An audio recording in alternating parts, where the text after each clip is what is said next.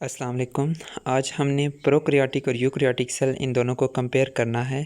तो आपको पता है जितने भी ऑर्गेनिज़म हैं उनकी बॉडी एक या एक से ज़्यादा सेल से बनी हुई होती है, और वो ऑर्गेनिज़म जिनकी बॉडी एक सेल से बनी हुई होती है उन्हें हम यूनिसेलुलर कहते हैं।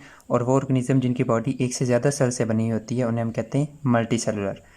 तो इन दोनों को कंपेयर करने से पहले हम देख लेते हैं कि ये प्रोकैरियोटिक सेल किन ऑर्गेनिज़म के अंदर होता है और यूकैरियोटिक सेल किन ऑर्गेनिज़म के अंदर होता है। वो ऑर्गेनिज़म जिनके अंदर प्रोकैरियोटिक सेल होता है उन्हें हम कहते हैं प्रोकैरियोट्स, या जिनकी बॉडी प्रोकैरियोटिक सेल से बनी हुई होती है उन्हें हम कहते हैं प्रोकैरियोट्स।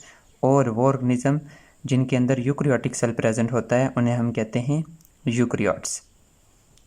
तो आपको पता है जितने भी ऑर्गेनिज्म हैं उनको 5 किंगडम्स में हम क्लासिफाई करते हैं। 5 किंगडम्स आपको पता हैं, kingdom Monera, protista, fungi, Plantae, Animalia. ये 5 किंगडम हैं। और किंगडम से पहले एक क्लासिफिकेशन लेवल है, किंगडम से हायर क्लासिफिकेशन लेवल, जिसे हम कहते हैं डोमेन। और 3 डोमेन्स हैं। 3 डोमेन कौन कौन सी हैं? बैक्टीरिया, आर्किया और यूकैरिया। ये 3 डोमेन्स हैं। और इसमें जो पहली 2 डोमेन्स है बैक्टीरिया और आर्किया, ये दोनों किंगडम मोनेरा के अंदर आती हैं।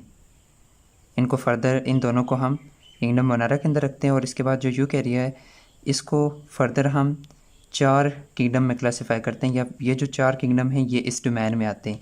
और ये जो एक किंगडम है ये इन दोनों डोमेन का पार्ट है। और प्रोटिस्टा, फंजाई, प्लांटी, एनिमिलिया ये किसके अंदर आते हैं? यूकैरिया के अंदर। तो ये जो किंगडम मोनेरा है इसको हम किंगडम प्रोकैरियोट्स भी कहते हैं, किंगडम प्रोकैरियोट्स। और इसके अंदर 2 तरह के ऑर्गेनिज्म आते हैं, एक को हम कहते हैं बैक्टीरिया, दूसरे को हम कहते हैं आर्की। दूसरा कौन सा? एक बैक्टीरिया, दूसरा आर्की। और इन दोनों, ये जो दोनों ऑर्गेनिज्म हैं इनके अंदर कौन से सेल्स होते हैं? Prokaryotic cell. बैक्टीरिया और आर्की दोनों के अंदर प्रोकैरियोटिक सेल होते हैं। और ये होते भी यूनिसेलुलर हैं, यानी ये एक ही सेल से बने हुए होते हैं, यानी इनकी बॉडी एक ही सेल से बनी हुई होती है। इस वजह से हम इन्हें कहते हैं यूनिसेलुलर। तो जितने भी प्रोकैरियोट्स हैं वो यूनिसेलुलर होते हैं, यानी उनकी बॉडी एक सेल से बनी हुई होती है। और वो एक सेल कौन सा होता है? प्रोकैरियोटिक। या बैक्टीरिया और आर्की की बॉडी प्रोकैरियोटिक सेल से बनी हुई होती है। इसके बाद आते हैं यूकैरियोटिक सेल। तो ये चारों जो किंगडम हैं इनके अंदर जो भी ऑर्गेनिज्म है उनकी बॉडी यूकैरियोटिक सेल से बनी हुई होती है। तो अभी हम इन दोनों सेल्स को कंपेयर भी करेंगे। और ये यूनिसेलुलर भी हो सकते हैं और मल्टीसेलुलर भी हो सकते हैं, यानी इनके अंदर कुछ ऐसे भी हैं जो एक ही सेल से बने होते हैं, जैसे प्रोटिस्टा और फंजाई के अंदर कुछ ऐसे ऑर्गेनिज्म भी हैं जो एक ही सेल से बने हुए होते हैं, लेकिन वो एक सेल यूकैरियोटिक सेल होता है। और प्लांटी और एनिमिलिया और बहुत सारे फंजाई भी क्या हैं? मल्टी सेलुलर हैं। तो सबसे पहला डिफरेंस प्रोकैरियोटिक और यूकैरियोटिक सेल के हवाले से अपने ध्यान में रखना है कि ये किस किस ऑर्गेनिज्म के अंदर प्रेजेंट होते हैं। प्रोकैरियोटिक सेल बैक्टीरिया और आर्की के अंदर, और यूकैरियोटिक सेल इन सब के अंदर। तो अभी हम प्रोकैरियोटिक और यूकैरियोटिक सेल को कंपेयर करते हैं। तो सबसे पहले हम इनके नाम को देखते हैं कि इनके नाम का मतलब देखते हैं। प्रो का मतलब होता है बिफोर, और यू का मतलब होता है एडवांस।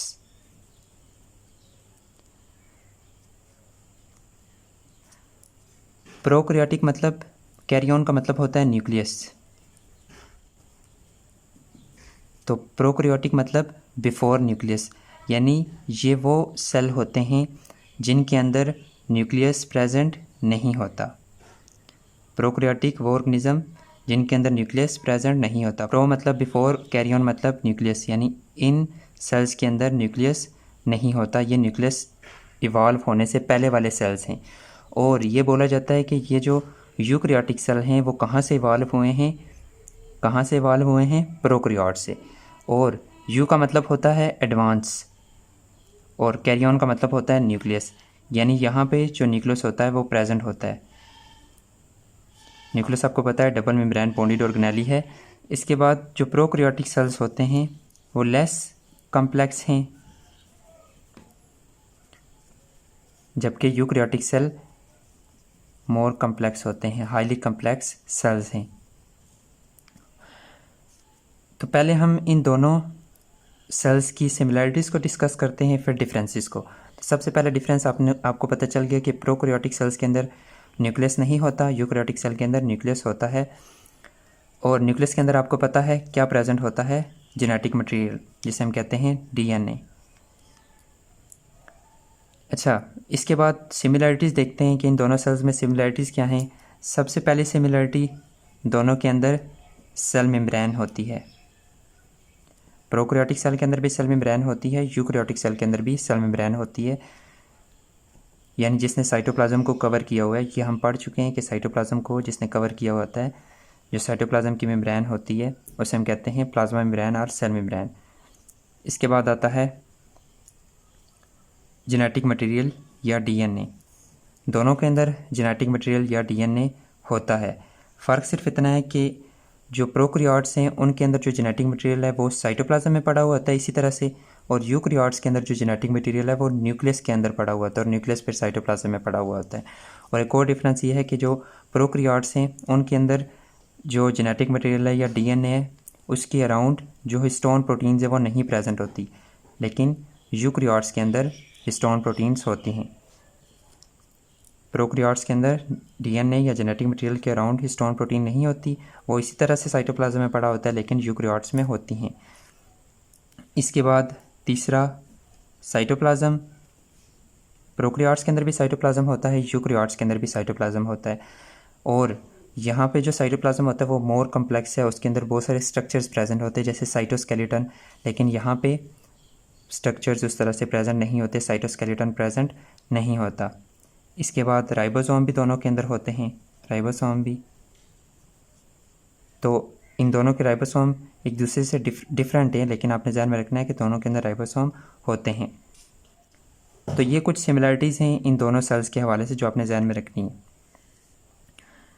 तो अभी हम देखते हैं कौन कौन से डिफरेंसेस हैं इन दोनों सेल्स के अंदर। तो सबसे पहला difference, membrane bonded organelles. Prokaryotes के अंदर मेम्ब्रेन बॉन्डेड ऑर्गेनेलिस नहीं होती। मेम्ब्रेन बॉन्डेड ऑर्गेनेलिस कौन कौन सी हैं? Mitochondria, chloroplast, Golgi body, endoplasmic reticulum, nucleus, vacuole, ये सारी क्या हैं? मेम्ब्रेन बॉन्डेड ऑर्गेनेलिस हैं। प्रोकैरियोट्स के अंदर ये ऑर्गेनेलिस नहीं होती, यूकैरियोट्स के अंदर ये ऑर्गेनेलिस होती हैं। और यहाँ पे आपने ध्यान में रखना है कि जो राइबोसोम है वो मेम्ब्रेन बॉन्डेड ऑर्गेनेली नहीं है। इसके बाद न्यूक्लियस, प्रोकैरियोट्स के अंदर न्यूक्लियस नहीं होता, यूकैरियोट्स के अंदर न्यूक्लियस होता है। और प्रोकैरियोट्स के अंदर जो जेनेटिक मटेरियल होता है वो इसी तरह से साइटोप्लाज्म में पड़ा हुआ होता है, और यूकैरियोट्स के अंदर जो जेनेटिक मटेरियल होता है वो न्यूक्लियस के अंदर होता है, और फिर न्यूक्लियस साइटोप्लाज्म में पड़ा हुआ होता है। इसके बाद जो जेनेटिक मटेरियल होता है या डीएनए होता है प्रोकैरियोट्स के अंदर, उसके अराउंड हिस्टोन प्रोटीन्स या प्रोटीन्स नहीं होती, वो प्रोटीन्स के अराउंड नहीं लिपटा हुआ होता। इसके बाद यूकैरियोट्स के अंदर वो हिस्टोन प्रोटीन्स के अराउंड लिपटा हुआ होता है और डिफरेंट कम्प्लेक्स स्ट्रक्चर्स बनाता है, क्रोमोसोम और क्रोमाटिन। लेकिन प्रोकैरियोट्स के अंदर ये वाले स्ट्रक्चर्स नहीं बनते। इसके बाद आता है राइबोसोम। जो प्रोकैरियोटिक राइबोसोम होता है वो 70S होता है, यानी उसका जो सेडिमेंटेशन कोफिशिएंट होता है वो 70S होता है। और इसके दो सब यूनिट्स होते हैं, एक 30S यूनिट होता है, दूसरा 50S यूनिट होता है। जबकि यूकैरियोट्स का जो राइबोसोम होता है वो 80S होता है। इसके दो यूनिट्स होते हैं, एक 60S, दूसरा 40S। यानी जो यूकैरियोटिक राइबोसोम होता है वो लार्जर होता है और प्रोकैरियोटिक राइबोसोम स्मॉलर होता है। इसके बाद सेल वॉल। तो सेल वॉल के हवाले से आपने ये बात ध्यान में रखनी है कि कुछ यूकैरियोटिक सेल भी हैं जिनके अंदर सेल वॉल होती है। तो इसमें सबसे पहले फंजाई के अंदर सेल वॉल होती है। इसके बाद जो प्रोटिस्टा हैं उसके अंदर, जो एल्गी हैं उनके अंदर सेल वॉल होती है। इसके बाद प्लांट्स के अंदर सेल वॉल होती है, लेकिन एनिमल्स के अंदर सेल वॉल नहीं होती। उनके अंदर जो सेल वॉल होती है उसकी कंपोजिशन प्रोकैरियोटिक सेल वॉल से डिफरेंट होती है। और प्रोकैरियोट्स के अंदर जो सेल वॉल होती है वो स्पेशल टाइप के कंपाउंड से बनी होती है, जिसे हम कहते हैं पेप्टाइडोग्लाइकैन। और ये पेप्टाइडोग्लाइकैन कार्बोहाइड्रेट्स और अमाइनो एसिड से मिलकर बनता है। इसके लिए हम एक और वर्ड यूज़ करते हैं, म्यूरिन।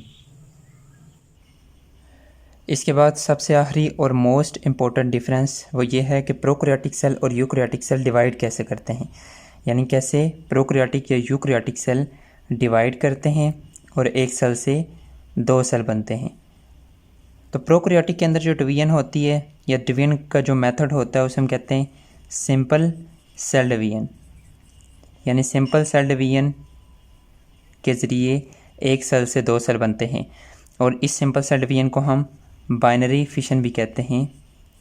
और इस सिंपल सेल डिवीजन या बाइनरी फिशन में क्या होता है कि पहले जो जेनेटिक मटेरियल होता है उसकी कॉपी होती है, यानी ये जेनेटिक मटेरियल इस तरह से पड़ा होता है सेल के अंदर और ये जेनेटिक मटेरियल इसकी एक कॉपी बन जाती है और फिर जो साइटोप्लाज्म होता है उसकी डिवीजन होती है और एक सेल से 2 सेल बन जाते हैं। इसे हम कहते हैं सिंपल सेल डिवीजन।